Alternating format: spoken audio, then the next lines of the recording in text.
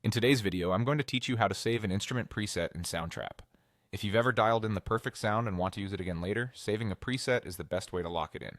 Let's walk through it together from start to finish so you can do this confidently every time. First, open your browser and go to Soundtrap. Sign into your account using your usual method. Keep your credentials private and make sure you're logging in on the official site for security and reliability. Once you're in, head to your projects. This is where all your work lives. Browse through your list and select the project that contains the sound you want to preserve. Take a second to confirm you're opening the correct project so you don't make changes in the wrong place. Next, click on Studio to open the full editing view.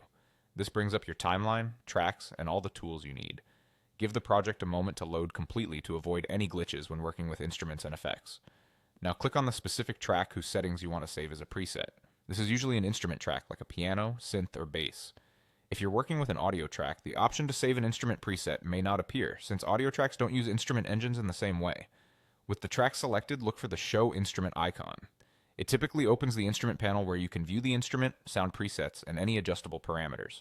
If you don't see it right away, make sure the track is highlighted and expanded so the instrument controls are visible.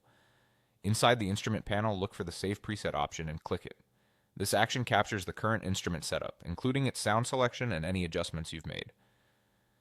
Saving a preset ensures you can quickly recall this exact tone in other tracks and future projects without having to rebuild it from scratch. After you click Save Preset, Soundtrap will store it in your preset library for that instrument category. From now on, when you browse sounds for similar instruments, you'll be able to find and reuse the sound you just saved, keeping your workflow fast and your mixes consistent.